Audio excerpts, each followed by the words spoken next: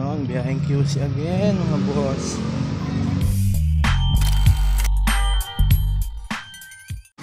At ito nga mga boss, ayan, biyahe na kami, nag-tricycle na kami nila Kulot at saka ni Mama. Syempre, bali bababa kami ng Robinsons Malolos dahil nandun ang terminal. At ito nga bali pagkalabas namin dito, buwelta-buwelta lang muna. At napakalapit na niya kasi dire-diretso lang yan. Ayan, shoutout sa mga siklistang kasabay namin. Yeah! At ang napakaganda lang din dito sa Bulacan is meron pa rin siyang pagka-probinsya vibes, 'di ba? At mabilis nga lang, yan dito na agad kami sa may Robinsons Malolos at sana ay meron kaming maabutan na minibus para pwede kami bumaba ng St. James. Kasi kapag nag P2P kami mga boss, ang baba na namin nun is SM North na agad. Ang mahirap naman din kasi sa UV Express is, alam niyo na, siksikan, 'di ba? Ang mahirap pa minsan kapag yung driver yung nagmamadali, syempre nakakahilo yun. Baka magsuka pa si Kulot sa biyahe.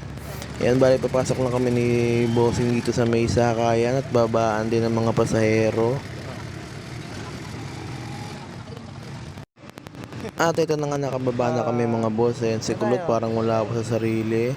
At ayan nga pala yung minibus na sinasabi ko mga bossing. At shoutout nga pala kay Bossing, ayan, na maingat nagmaneho, ingat po. Ayan, sakay na kami ng minibus mga bossing at kasertehan pa. Hindi pa gaanong puno kaya dito kami sa may bandang unahan. Syempre, para hindi mahirap bumaba, 'di ba? Ayan, pwesto na agad sila Mama, syempre. Diyan sa may bintana para malilibang-libang si Kulot. Takbi. Takbi. Hello.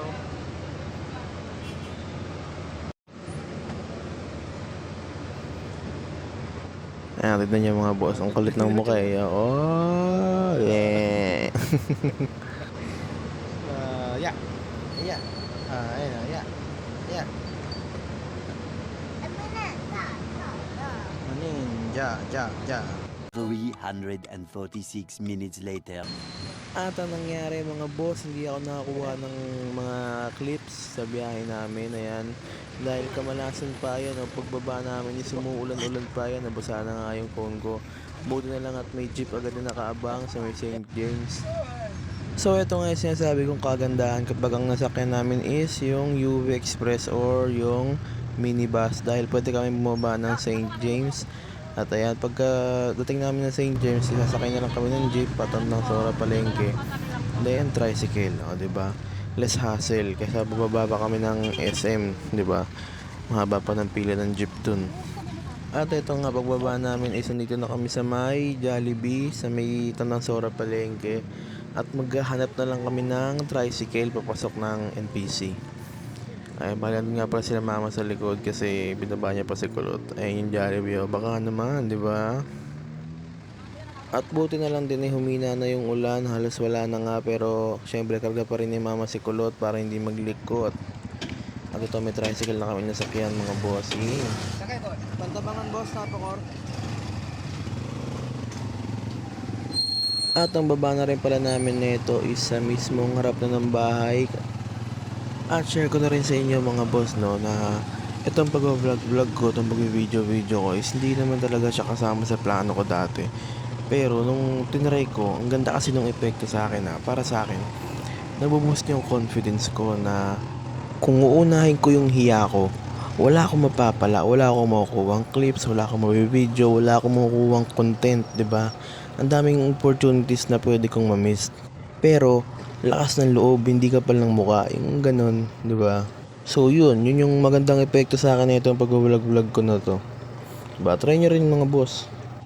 At ito na nga tayo mga boss no, pagliko natin is ito na yung part ng hindi ko na videohan noon sa vlog ko na birthday shoutout. Ayan, nalagay ko na lang yung link sa may comment section kung gusto nyo, na bahala kayo, panoorin nyo. And sobrang lapit na ito sa amin mga boss, gawa ng yung school na Coronado sa baba. Ayan, bale yung kanto na kaliwa, pag kaliwa natin dyan is dire-diretso, yun na yun, napakalapit na mga boss. So ayun nga, tulad ng sinabi ko kanina mga boss no, na try nyo rin mag vlog, baka makatulong sa confidence nyo, ganun, tulad sa akin. Tulad nga ng sabi ni Idol Boss Karepa na huwag kang mahihiya mag video sa labas kasi Yung mga vlogger, hindi naman nabago yan eh. Kumbaga, di ba, kalat-kalat na yan, marami nang gumagawa nito. Kaya, di ba, try nyo rin mga boss, wala namang mawawala. At ayan, nandito na nga kami malapit na. Ayan. Yung lang boss may green na gate, ay may tindahan. Ayan. Ito lang. At ito nga pala ulit yung tindahan ng tita ko. Ayan, Isay's Merienda. You can check it out in What's Your Negosyo and yung NPC commercial page. Touchdown. Up. At ayan, pasok na nga tayo. At ayan si Kulot, parang wala ulit sa sarili. Tugs, lakad robot pa. At doon nga pala kami sa may bandang dulo. Ayan, dire-diretso lang. At ito na, nagkita na nga pala ang lola namin. At saka si Kulot, naninibago pa sa bahay. Sensya nyo na mga boss, medyo makalat pa. Where are you? Ayun o, sakto. Baby. Wag na. Biro lang mga boss. At ayan, syempre, salamat sa panonood nyo. Peace.